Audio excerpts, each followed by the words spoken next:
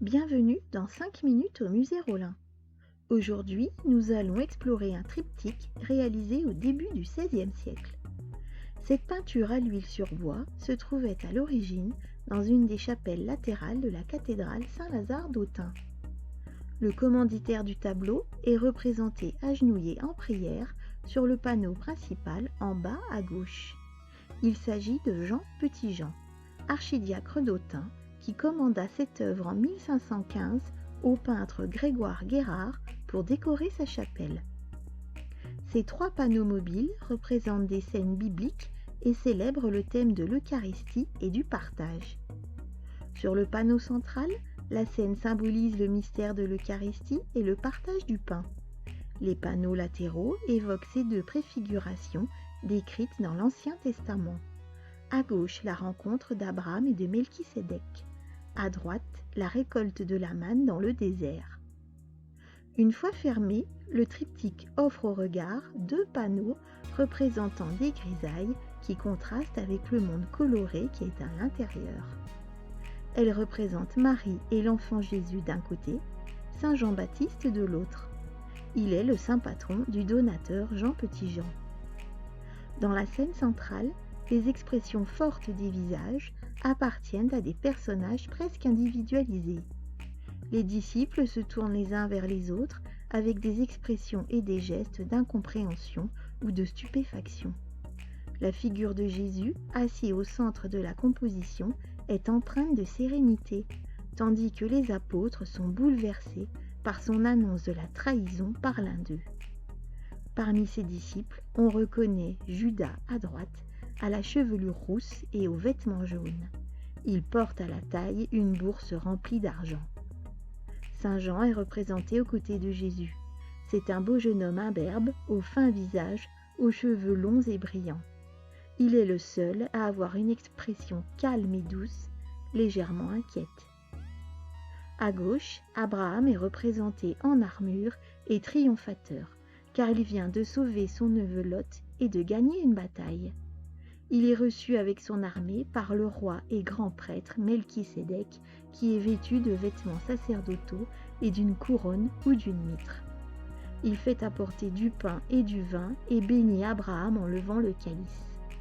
Dans cette scène, on peut remarquer les jeux de lumière et les reflets dans l'armure et la vaisselle en bas du tableau. À droite est peint le miracle de la manne, tombée du ciel pour nourrir le peuple hébreu dans le désert, évocation de la grâce divine et préfiguration de l'Eucharistie.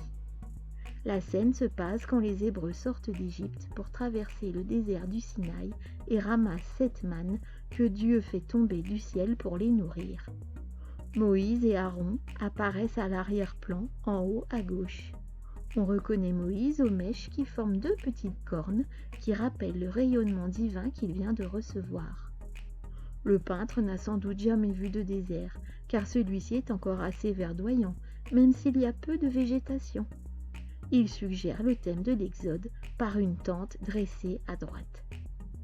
Il représente la manne comme de petites hosties blanches au goût délicieux des gâteaux au miel que les personnages récoltent dans des corbeilles.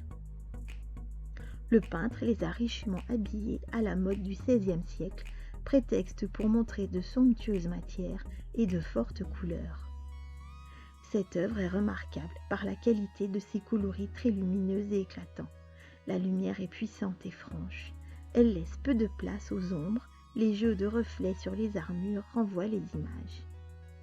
Les détails des vêtements ne sont pas laissés au hasard. Les drapés aux plis nets évoquent les statues antiques. La composition est sobre, claire et les personnages monumentaux ont un modelé de statues. Cette œuvre est attribuée au peintre Grégoire Guérard, d'origine hollandaise et parent d'Erasme de Rotterdam, ce grand humaniste et voyageur de la Renaissance. Installé à Tournu, il est très actif en Bourgogne du Sud, à Troyes et en Bresse, notamment auprès de Marguerite d'Autriche au monastère royal de Brou. Cet artiste formé dans les Pays-Bas et influencé par un séjour en Italie montre ici sa double culture artistique, nordique par l'éclat des coloris et les jeux de lumière, italienne pour l'architecture antiquisante du panneau central et la présence plastique et sculpturale des personnages. Dès la fin du Moyen Âge et le début du XVIe siècle, le croisement des courants artistiques et intellectuels entre l'Italie et le nord de l'Europe s'intensifie. Ce croisement culturel s'observe chez ce peintre majeur de la Renaissance européenne, redécouvert récemment dans cette œuvre puissante et magistrale.